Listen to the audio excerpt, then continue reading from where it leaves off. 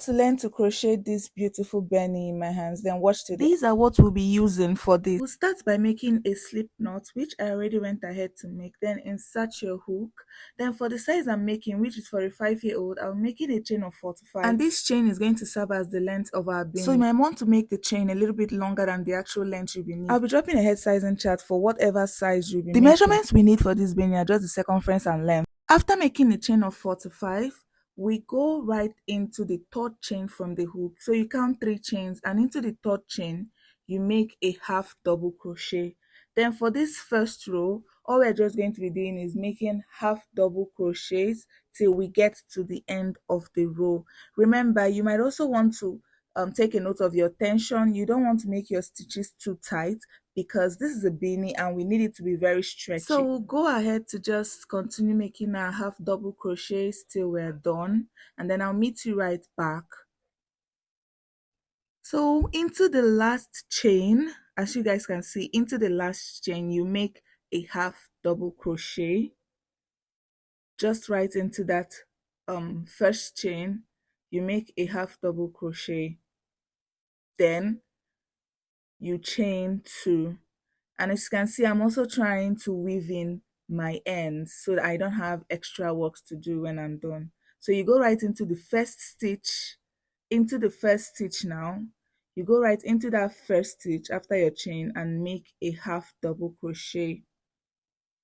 Then into every other stitch you'll be making a half double crochet into the back loop only.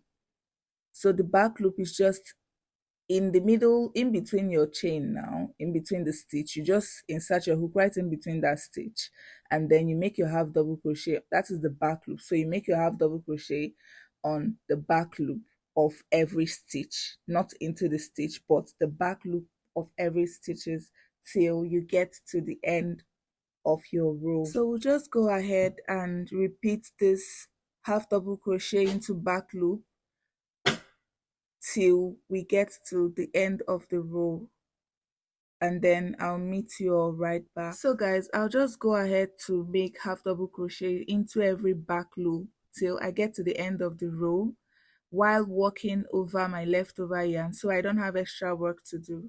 Then I'll meet you guys right back and show you what to do next and how to turn over and start a new row. So yeah, we've gotten to the end of our row. So all I'm just going to do is work a half double crochet into that last stitch, not the back loop now, but into the stitch, the both loops, so we can get a smooth end. Then chain 2, yarn over and turn, then insert your hook right into that first stitch, make a half double crochet, and into the next you make a half double crochet into the back loop till you get to the end. So guys, I just went ahead to repeat this pattern of half double crochets into the back loop till I got the measurements. The next thing we're going to be doing is closing off, joining the both sides using slip stitches.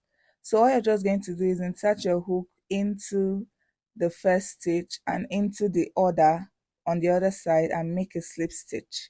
You go again into the back loop of the next stitch and into the chain, our foundation chain. Now you make another slip stitch. We're just going to be closing off this beanie using slip stitches till you get to the end. Remember, you put your hook into the back loop of the first part and into the both loops of the second, just to get a little ribbon effect while joining it, so it wouldn't be too obvious that that was where the joining happened. I just went ahead to finish this off camera, and to finish off we're just going to chain 1 and then leave a really long tail and cut the yarn. So when you leave that long tail, you just pull through to make a knot. Grab your darning needle and pass that leftover yarn through the darning needle. Now we're going to be using this to close off one side of this beanie to finish off, and you want to do this on the right side of your beanie. So I turned mine to the right side. This next part is super easy. All we're going to be doing here is just passing our needle in and out of every stitch, in and out, just in and out of every row, every half double crochet row that we made earlier. You're just going to repeat this till you go all round, and then when you get to the end, you just pull it tightly to close off. So I just went ahead to keep putting that darning needle round the top of the hat, just to be sure that I closed it off properly, because you want to close it off and leave no space behind. Well, after I had closed off this beanie, there was a little space left on mine. I didn't go ahead to close it off entirely because I was going to be attaching a pom-pom. But if you're not attaching a pom-pom, you want to close off yours entirely, just so there is no space left. Now this particular one is for people that are not going to be attaching a pom-pom at the end of their hat.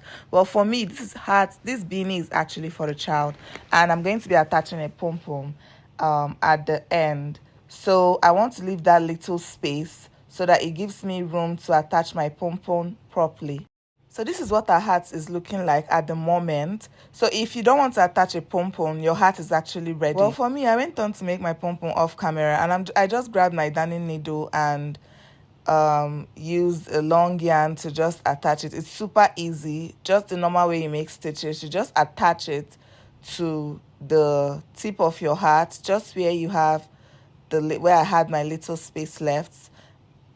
Then you just go on to just attach it and use it to close off that little space. Well, if you have any questions as to what you don't understand, you could actually ask the questions in the comment section. We are done with our beanie, guys.